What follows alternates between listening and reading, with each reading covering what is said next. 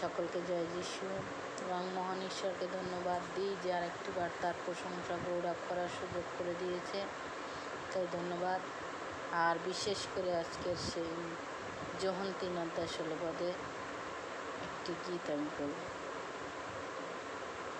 কারণ ঈশ্বর জগৎকে এমন এমন প্রেম করিলেন, কারণ ঈশ্বর জগৎকে এমন এমন প্রেম করিলেন যে আপনারও একজাত পুত্রকে দান করিলেন, যেন যে কেহ তাহাতে বিশ্বাস করে, যেন যে কেহ তাহাতে